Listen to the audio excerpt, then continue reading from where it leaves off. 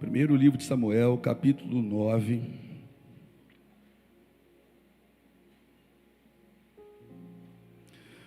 Vamos ler já a partir do versículo 1. Se eu sumir, não fui arrebatado, derreti. Mas Jesus vai dar graça. Capítulo 9, versículo 1. Quem encontrou e pudesse colocar de pé para a leitura, assim faça. Tem uma turma em pé lá atrás, eu não sei se faltou cadeira lá, porque se faltou lá, eu acho que aqui pelo meio tem, tá bom? Diz assim: e havia um homem de Benjamim, cujo nome era Quis, filho de Abiel, filho de Zeror, filho de Becorate, filho de Afias, filho de um homem de Benjamim, varão alentado em força. Este tinha um filho, cujo nome era Saul, mancebo, e tão belo, que entre os filhos de Israel não havia outro homem mais belo do que ele. Desde os ombros para cima, sobressaía a todo o povo. E perderam-se as jumentas de Quis, pai de Saul. Pelo que disse Quis a Saul, seu filho: toma agora contigo um dos moços, e levanta-te, e vai a buscar as jumentas.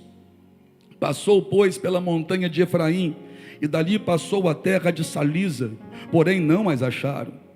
Depois passaram a terra de Saalim, porém tampouco estavam ali.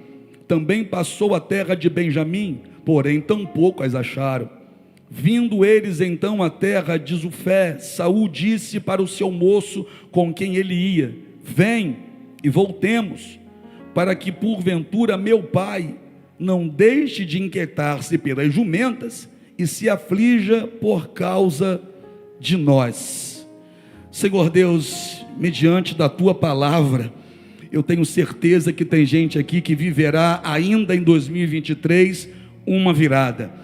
Vai provar da virada antes da virada chegar, porque a palavra do Senhor tem poder para penetrar e transformar toda e qualquer situação. Tem poder, Senhor, para fazer quem chegou aqui de cabeça baixa sair de cabeça erguida. Quem chegou aqui sem fé sair daqui transbordando de certeza de que tudo dará certo. Nos sustenta através da palavra, nos renova através da palavra, nos cura através da palavra. Fala, teus filhos ouvem, em nome de Jesus. Amém?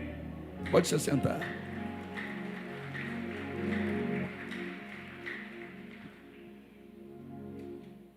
O povo de Deus vivia no regime da teocracia, tendo Deus como seu rei. Mas esse povo começou a olhar para as outras nações, para os outros povos, e começou a observar que os outros povos tinham um rei assentado em um trono na terra. Então eles começam a olhar para aquilo que as outras nações têm e começam a desejar aquilo que os outros povos têm. O que eles ainda não haviam entendido, ou se entenderam, deixaram meio que de lado, é que eles tinham aquilo que os outros não tinham. Eles tinham o Deus vivo e todo-poderoso, e as outras nações não tinham. Só que ao invés de agradecer pelo aquilo que eles tinham, eles começaram a colocar o coração deles naquilo que eles ainda não tinham. A grama do vizinho parece sempre mais verde. O carro do vizinho parece que sempre é melhor do que o seu. Parece que o casamento de alguém é melhor do que o seu. O filho do outro é mais inteligente que o seu. A gente está sempre olhando para aquilo que está fora, desejando ter e se esquecendo de agradecer por aquilo que já está dentro. Então Israel, ao invés de agradecer porque tem Deus, Israel está reclamando porque não tem um rei e um trono na terra. Israel, ao invés de jubilar, celebrar, saltar de alegria, porque o rei que governa sobre eles estava sentado em um alto e sublime trono e tinha poder para transformar tudo na vida deles, Israel começa a ter inveja de pessoas que têm um rei que, limitado que era, não podia transformar a vida de ninguém. Aí Samuel, que era o profeta, o sacerdote e o juiz da época, porque Deus levantou Samuel com um propósito. Samuel, ele teve esse ministério triplo. Ele foi profeta, ele foi juiz e ele foi sacerdote. Samuel agora começa a ser questionado por esse povo. E Samuel começa a perceber que esse povo está rejeitando a ele. E ele fica mal com aquilo. Porque ele estava à frente do povo. Não era rei, mas estava à frente do povo. Só que o povo pressiona Samuel e vai dizer: nós não queremos isso. Nós não queremos mais você sobre nós. Nós queremos o que as outras nações têm. Nós queremos um rei sobre nós. Samuel fica mal, fica para baixo e vai falar com Deus: Senhor, esse povo está me rejeitando. Só que Deus olha para Samuel e pergunta: você acaso é rei deles? Não. Então eles não estão rejeitando você, eles estão rejeitando a mim. O povo estava rejeitando a Deus quando estava pedindo aquilo que Deus não havia dado a eles. Eles queriam um rei na terra, eles queriam uma pessoa que governasse sobre eles. É o que Deus fez? Deus permitiu que isso acontecesse. Deus então vai instruir Samuel em algumas coisas. E Deus dá uma passada lá no curral que ficava nos fundos da casa de um homem chamado Quis. E Deus abre a porteira. Deus abriu a cancela do curral.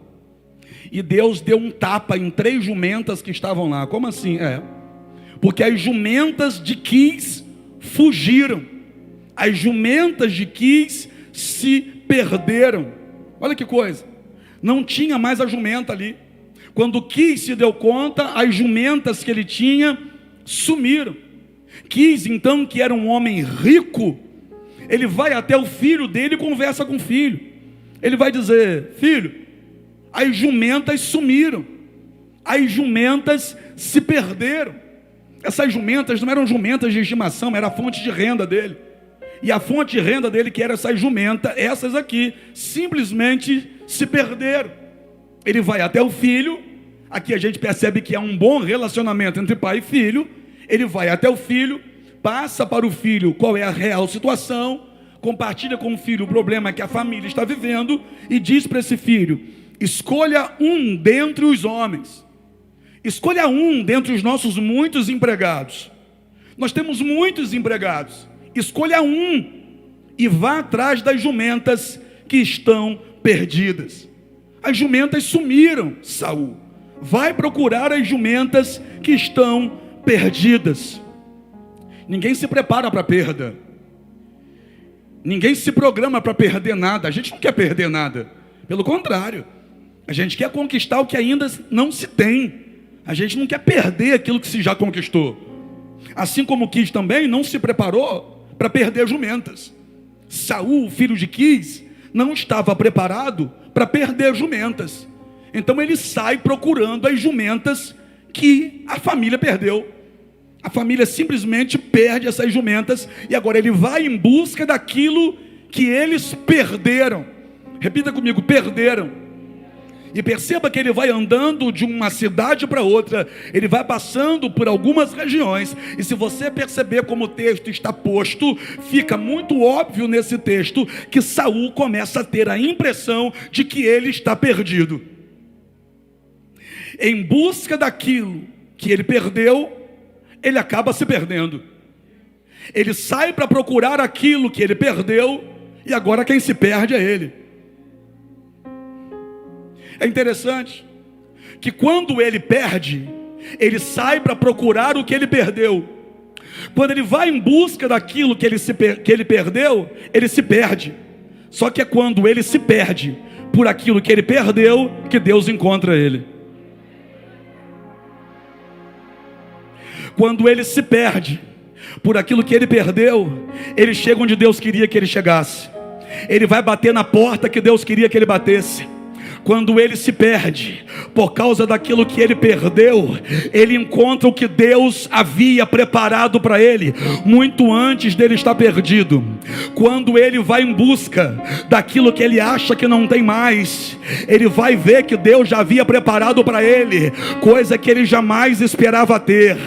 Quando ele sai de casa para tomar de volta aquilo que ele tinha e agora não tem mais, ele vai encontrar aquilo que ele nunca teve e agora Deus vai dar para ele. Apóstolo, como assim? É porque a história de Saul parece muito com a história da maioria de nós. Por quê? Porque a gente perdeu alguma coisa, e quando a gente perdeu, a gente começou a correr atrás daquilo que a gente perdeu, e foi quando a gente correu atrás daquilo que a gente perdeu que a gente acabou se perdendo, e foi quando a gente se perdeu que Deus encontrou a gente para transformar a nossa vida. Oh meu Deus, se a gente olhar para trás então e pensar que tudo aconteceu assim, a gente pode até mesmo agradecer por aquilo que lá atrás a gente perdeu.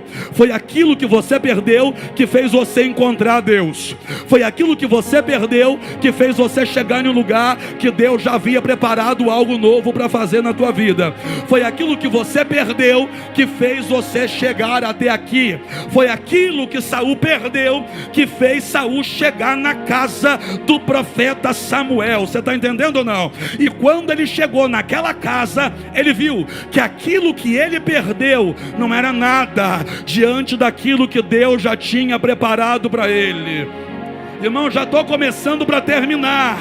Entenda uma coisa, já vou entrar para terminar.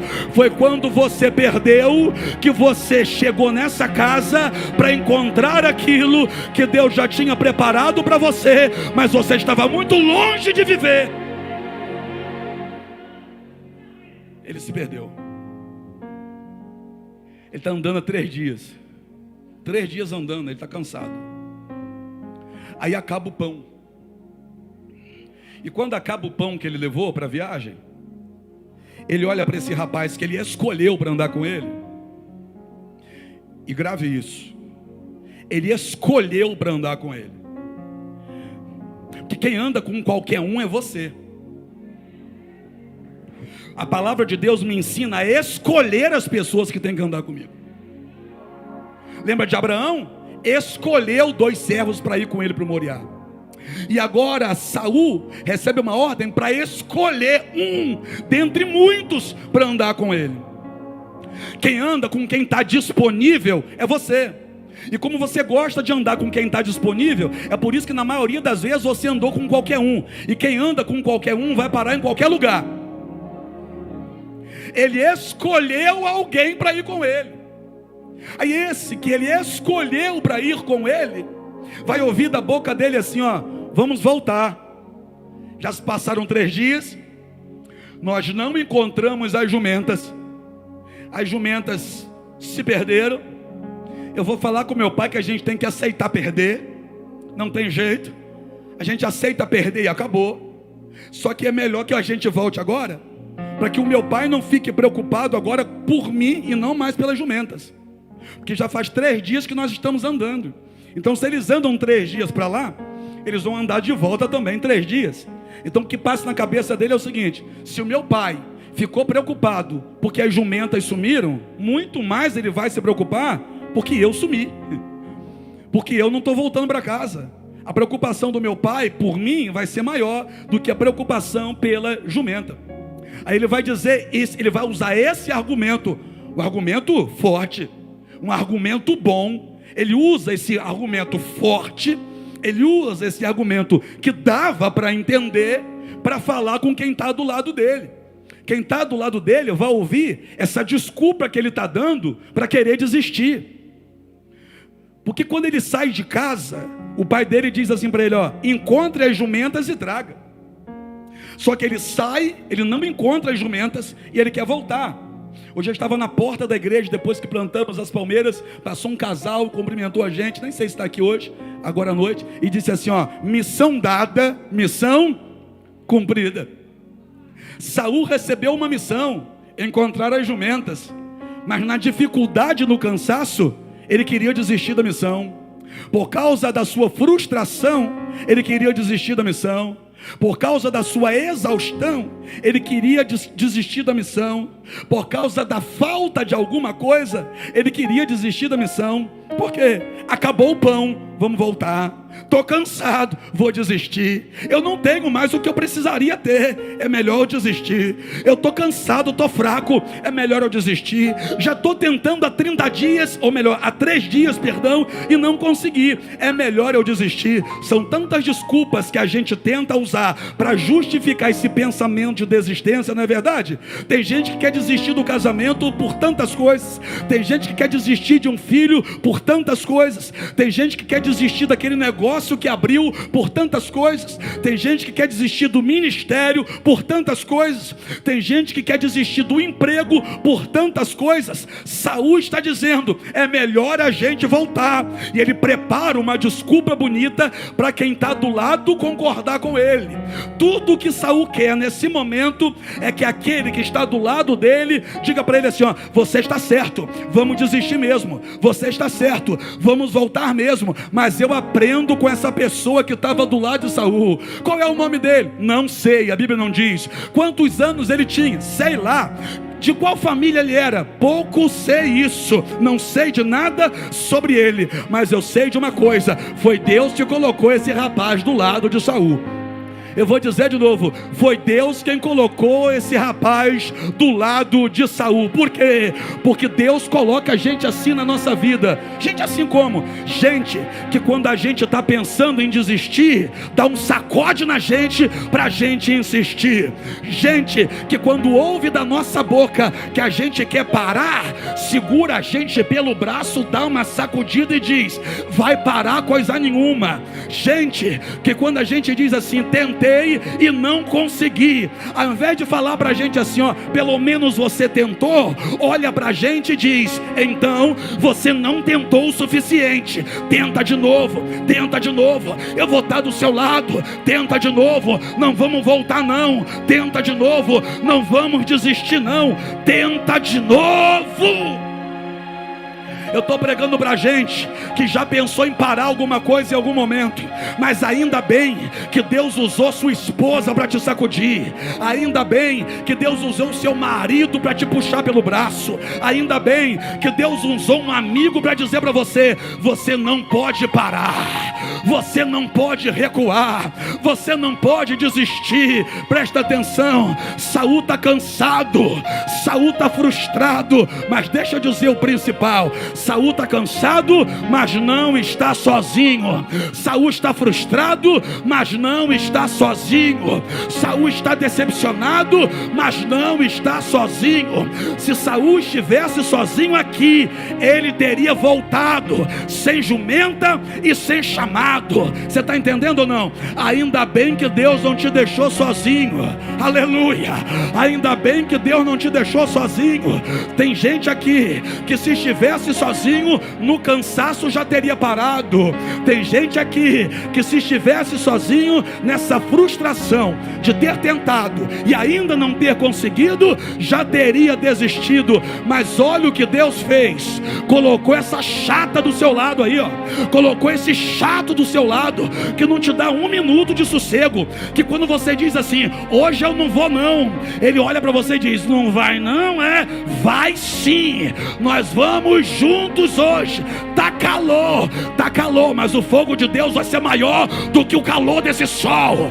Tô cansado, tá cansada, mas vem comigo, porque eu te ajudo na caminhada. Aleluia. Ah, meu Deus, se tem alguém assim na sua vida, e se essa pessoa está do seu lado, diga para essa pessoa assim, ó, obrigado por ser chato. Fala para esse chato aí, fala para esse enjoado, fala, obrigado por ser chato, obrigado por me perturbar, obrigado por não soltar a minha mão. Se esse amigo aqui solta a mão de Saul, Saul desiste. E se Saul desiste, não prova do que Deus tem para ele. Ainda bem que essa pessoa não soltou tua mão. E vou dizer uma coisa, irmão, soltar a mão é fácil. E a gente até usa a desculpa que o outro deu para ter soltado a mão dele. Eu tentei, mas ele não quis. Quer dizer que o fato da pessoa ter dito que não queria foi suficiente para você soltar a mão dela. Soltar a mão é muito fácil. Deixar para lá é muito fácil. E repito, a gente usa a própria desculpa que o outro deu para a gente não precisar dar mais desculpa nenhuma. Poxa, eu tentei, mas ela disse que era para parar de ligar. Aí você parou. Eu tentei, mas ela disse que não queria mais. Aí você simplesmente respeitou ela em um momento em que ela está confusa, sem saber direito o que quer. Saul está cansado, mas não está sozinho. Saul está frustrado, mas não está sozinho. Aí quem está do lado dele vai dizer assim, ó: não, vamos fazer o seguinte, antes de voltar, vamos na casa de um profeta que tem aqui perto e vamos consultar a Deus. Ah, você não entendeu. Antes de voltar, vamos na casa de um profeta que fica aqui perto e vamos consultar a Deus. O que esse rapaz está querendo dizer? Saul, vamos ali orar para perguntar para Deus se é para você desistir mesmo. Vamos ali orar para perguntar a Deus se é para você voltar atrás mesmo, se é para você abandonar esse sonho, se é para você abandonar essa loja. O que é isso, apóstolo? Eu vou te dizer. Antes de parar, pergunta para Deus se é para sair de casa mesmo. Pergunta para Deus se é para abandonar aquele filho mesmo. Pergunta para Deus se é para fechar essa loja mesmo. Pergunta para Deus se é para pedir demissão mesmo. Ainda bem que Saul tem alguém do lado, porque a grande maioria de nós, quando está disposto a desistir, a gente não pergunta nada para Deus, a gente simplesmente para e ainda bota a culpa em Deus. É porque não foi da vontade de Deus, é porque Deus não quis, é porque Deus não quis me abençoar com isso. Agora, quando eu tenho alguém do lado, esse alguém diz assim pra gente, ó: ora de novo, dobra teu joelho, faz um propósito com Deus, coloca isso diante do Senhor. Ai, meu Deus! Só que Saul, varão, está determinado a desistir. Saul botou na cabeça dele, casal, que ele quer voltar, que ele quer desistir. Aí como o rapaz disse assim, ó: vamos ali na casa do profeta. Ou seja, ele está quebrando o argumento de Saul. Ele está dizendo para Saul: rapaz, não desiste agora não. Aí Saul para e pensa, e fala assim: rapaz, tô querendo desistir, tá esse cara inventando coisa. Aí Saul diz assim, ó: não, mas eu não posso ir na casa do profeta. Por que você não pode ir na casa do profeta? Como que eu vou chegar na casa do profeta com as minhas mãos vazias? Eu não tenho nada para oferecer ao profeta. E não se chega na casa de um profeta com as mãos vazias. Só que esse rapaz, enquanto Saul está decidido a desistir, esse rapaz aqui está decidido a ver Saul dando certo. Enquanto Saul não acredita mais, esse rapaz aqui acredita mais em Saul do que o próprio Saul acredita em si próprio. Não é assim? Tem gente que acredita mais na gente do que a gente mesmo. Tem gente que acredita mais na nossa vitória do que a gente mesmo está acreditando. O rapaz olha para Saul diante da segunda desculpa que Saul vai dar: eu não tenho nada, eu não posso ir na casa do profeta, porque eu estou com a minha mão vazia. O rapaz diz assim, ó: não se preocupe com isso não, porque o Senhor não tem, mas eu tenho aqui, ó. Eu tenho. Aí o Senhor pode ir comigo lá, porque eu entrego para o profeta aquilo que eu tenho. Sabe que tipo de gente é esse sujeito aqui? Que nem o nome a Bíblia mostra. É gente que não desiste da gente. Irmão, isso é bonito demais, porque enquanto a gente mesmo quer desistir da gente, Deus levanta pessoas que não desistem da gente. Aleluia! Deus colocou alguém assim na sua vida. É por isso que você está aqui com esse culto, nesse culto, mesmo com esse calor todo. Se não fosse essa pessoa, você não teria vindo não. Fala a verdade, hein? Naquele pior momento da sua vida, você estava doido para parar, mas esse chato aí grudou em você e disse: não vai parar não, Deus vai te dar vitória. Não vai parar não, Deus vai abençoar a tua casa. Não vai parar não, Deus vai libertar teu filho. Não vai parar não, Deus vai abrir essa porta. Não vai parar não, tu ainda vai pregar muito. Não vai vai parar não, tu ainda vai cantar muito. Tem gente que acredita na gente. Eu sei que tem muita gente ruim por aí, irmão. Estou negando isso não, eu sei. Só que é o seguinte, acaba que a gente dá mais valor ou dá mais moral para a turma ruim do que para a turma boa que Deus colocou do nosso lado. Vamos parar de dar ibope para essa turma ruim e vamos começar a valorizar a gente que acredita na gente. Eu vou repetir, tem gente que acredita na gente. Só mais uma vez para gravar. Tem gente que acredita na gente. Aleluia. E onde é que está esse povo, apóstolo? Está dentro da Semeando Amor nessa noite. Levanta esse dedo aí, vai, levanta esse dedo. Tem gente lá fora que usa esse dedo para apontar o erro do outro. Tem gente lá fora que usa esse dedo para jogar as pessoas para baixo, para atacar as pessoas, para falar mal das pessoas, para humilhar pessoas. Mas aqui dentro é diferente. Levanta. Agora aponta para quem está do seu lado e diga assim, ó, eu acredito em você. Eu acredito em você. Eu acredito em você. Eu acredito em você. Eu acredito em você. Aleluia. Eu acredito em você. Eu acredito em você. Agora pergunta assim para mim, por quê? Pergunta mais alto, por quê? Porque eu acredito no que Deus acredita. Eu acredito no que Deus acredita. Deus acredita em você. Deus tem planos para você. Deus tem projetos para você. Quem está comigo dá glória a Deus direito, por favor. Saul, oi, vamos embora logo? Não, mas não como? Eu não tenho nada, mas eu tenho. Eu não vou sair daqui sem ouvir uma direção de Deus para a tua vida, não, Saul. Saul, você não pode voltar atrás sem ouvir o que Deus tem a te dizer. Só que é o seguinte, irmão, no dia anterior, Deus já tinha ido lá na casa do profeta Samuel e disse assim, Samuel, eis-me aqui, Senhor. Samuel, é o seguinte, amanhã, por volta de tal hora, vai entrar um homem por essa porta, procurando as jumentas do pai dele. Você diga para ele que as jumentas já foram encontradas. Mas você também diga para ele que já estava esperando por ele. Prepara um lugar na mesa para ele, bota ele sentado, pega o chifre de azeite, enche de azeite e derrama azeite sobre ele, porque eu estou separando ele para estar à frente do meu povo.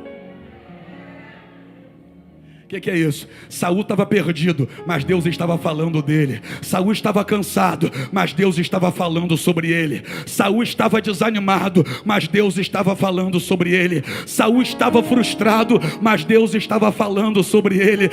Sabe aquele dia que você disse, para mim não tem jeito? Deus estava falando sobre você com alguém. Sabe aquele dia que você falou assim, ó, para mim acabou, não tem mais jeito? Deus mencionou seu nome em algum lugar. Aí Saul não tem mais desculpa para dar. Por quê? Porque Saul anda com um cara que é amigo de verdade. O amigo de verdade não vai concordar comigo quando aquilo que está saindo pela minha boca é desistência. O amigo de verdade não vai me dar um sossego quando aquilo que estiver saindo pela minha boca é me esquece. O amigo de verdade, quando ouve o outro falar assim, ó, estou tão desanimada que a vontade que dá de não ir para lugar nenhum. Sabe o que o amigo de verdade faz? Pergunta o quê?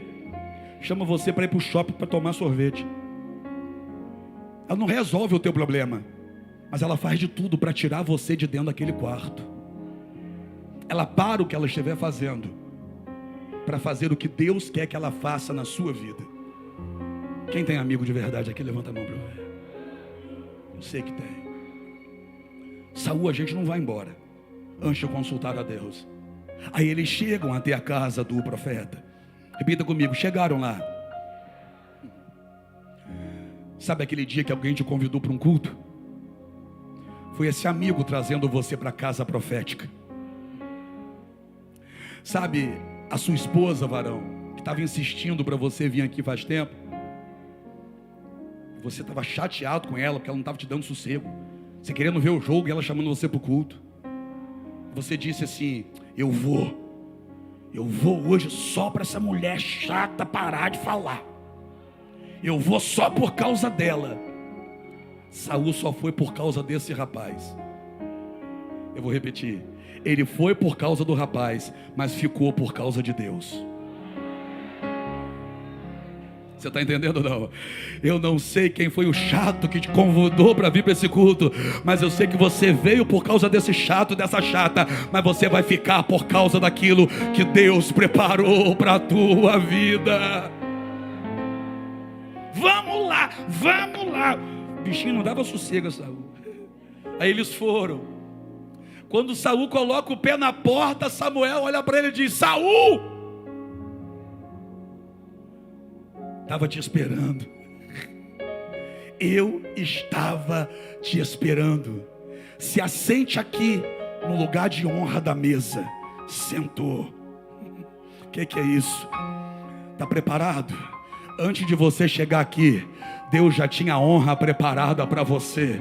Você já foi muito humilhado lá fora, agora está na hora de ser honrado na presença de Deus. Você já foi muito pisado lá fora, está na hora de ser honrado na presença de Deus.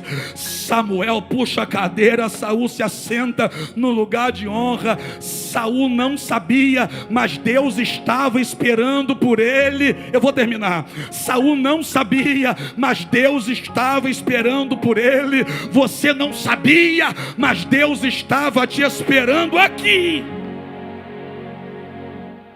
Quando dele chegou, Deus disse para Samuel: é esse aí, foi desse aí que eu falei contigo.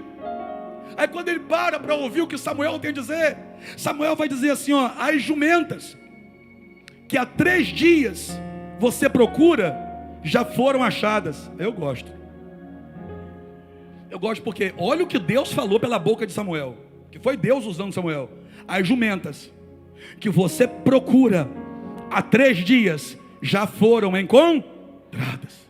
Ou seja, eu sei há quantas noites você não consegue dormir.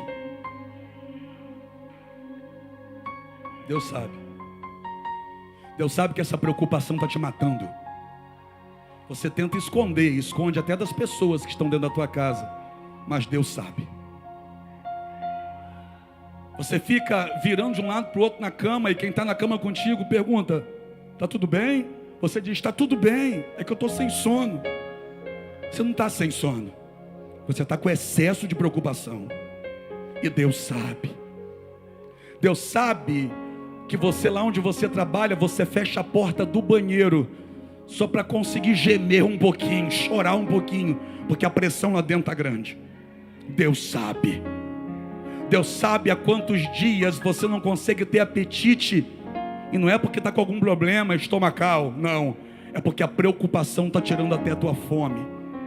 Deus sabe há quanto tempo você não está tendo mais prazer pela sua própria vida, porque você está achando a sua vida sem graça e não está vendo perspectiva de melhora num futuro próximo. Deus sabe há quanto dia você chora. Deus sabe há quantos dias você está tentando e não está conseguindo. Samuel vai dizer para ele: as jumentas que você procura há 3 dias. Ou seja, eu sei há quantos dias você vem tentando sem conseguir. Deus sabe há quantos anos você vem tentando sem conseguir. Deus sabe há quantos meses você está tentando salvar seu casamento e parece que não consegue. Deus sabe há quanto tempo você está lutando para ver o seu filho sair das drogas e ainda tem maconha dentro da mochila. Deus sabe há quanto tempo você vem tentando, e por mais que esteja tentando, se esforçando, não está conseguindo. Deus sabe. E o Deus que sabe me trouxe aqui hoje para te dizer o seguinte: aquilo que você perdeu fez você se perder. A prioridade para você era aquilo que você perdeu, mas a prioridade dele era você.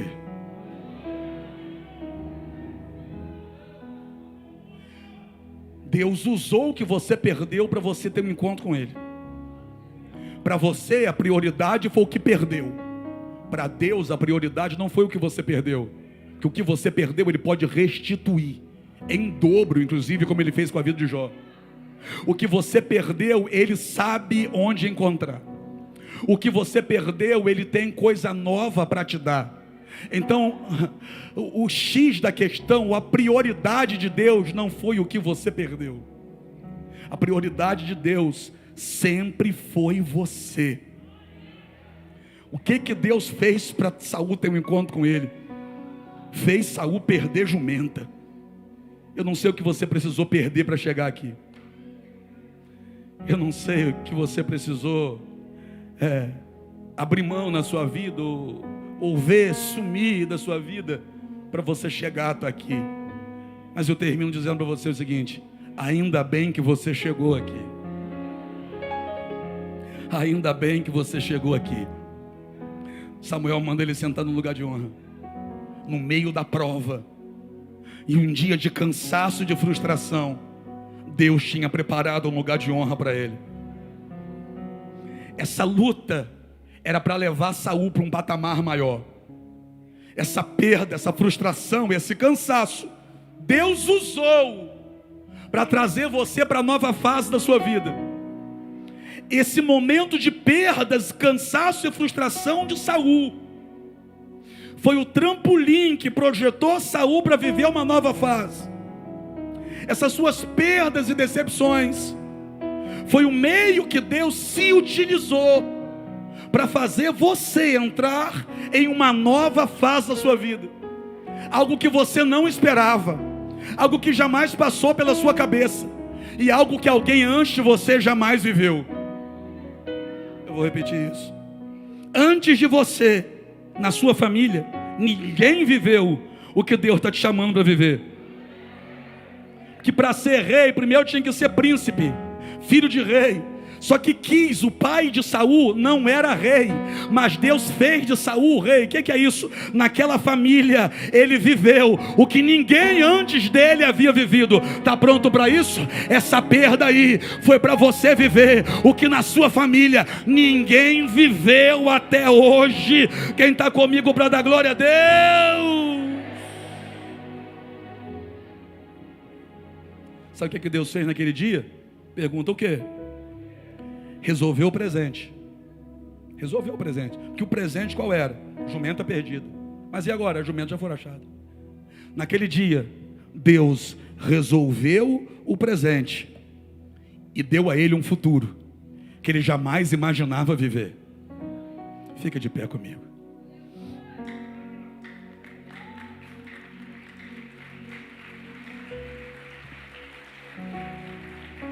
Olha aqui. Deus tem poder para resolver esse presente. Mas com todo respeito, o que é esse presente aí, diante do futuro que Deus está te chamando para viver? O que são algumas jumentas diante de um reino que Deus vai colocar nas mãos dele? Você não tem noção do que Deus preparou para você. Só que vamos ser sinceros, a grande maioria de nós veio para o Senhor pela dor. Quem veio quebrado para o presente de Deus? Levanta a mão para eu ver. 98%. A grande maioria de nós aqui não teve o privilégio de nascer em um berço evangélico e ser discipulado desde criança. Como eu queria ter vivido isso, mas não foi possível para mim. Assim como os meus filhos, né? Que nasceram em um berço evangélico, estão crescendo dentro de um berço evangélico, sendo discipulados por nós. Eu não tive o privilégio que eles têm. E a grande maioria de nós aqui não teve. A grande maioria de nós chegou no chão, quebrado. A gente não acreditava na gente mesmo. Mas você já parou para pensar que alguém acreditou? Deus acreditou. Estou falando só de Deus agora não. Eu tenho certeza que eu sou fruto da oração de alguém. Alguém orou por mim. E eu não sei quais foram as pessoas, mas tem um rapaz que eu lembro muito bem dele. Márcio. Márcio trabalhava comigo e era crente. E eu zombava de Márcio. Eu fazia bullying com ele por causa dele ser crente. E eu era o gerente dele. Márcio sofria comigo. Sofria. Eu chamava Márcio de crente burro, que dava dinheiro para pastor. E Márcio nunca desistiu de mim. E Márcio sempre dizia para mim, lembra, irmão? Márcio sempre dizia para mim, eu ainda vou ver o senhor convertido, hein? Ainda vou ver o senhor na presença de Deus. Ainda vou ver você ganhando almas, hein? E eu zombava dele, falava, você tá doido, rapaz? Ela quer saber de igreja, rapaz. Que igreja, que ser crente o quê? E Márcio nunca desistiu de mim. Márcio acreditava mais em mim do que eu mesmo. Deus coloca a gente assim na nossa vida. Só que por muitas vezes a gente faz essas pessoas sofrer. Quem mais merecia ser abraçado por nós, a gente acaba machucando essas pessoas, que só querem o nosso bem. Eu sou resultado da oração de alguém, da insistência de alguém. Eu tenho certeza que quem está aqui dentro também é. Deus não desistiu de você e usou na terra pessoas para colar em você e dizer, tem jeito. Deus pode transformar a tua vida, Deus pode renovar você, Deus pode perdoar os teus pecados, Deus pode tirar você das drogas, Deus pode tirar você da bebida, Deus pode tirar você do crime, Deus pode tirar você da prostituição, Deus pode tirar você da depressão, Deus pode restaurar a tua família. Algum momento da sua vida você ouviu alguém dizer para você, Deus pode. Aí quando você chegou aqui dentro, você descobriu que Deus pode muito mais do que aquilo que você estava tentando imaginar. Deus pode te dar um futuro que você jamais poderia conceber no teu passado. Lá atrás, cuidando de jumenta, Saul jamais poderia imaginar que seria o primeiro rei de Israel. Deus pode fazer com você coisas novas e extraordinárias. Deus acredita em você, então por favor, acredite no que Deus acredita. E Deus acredita em você. Adore a Ele, vai.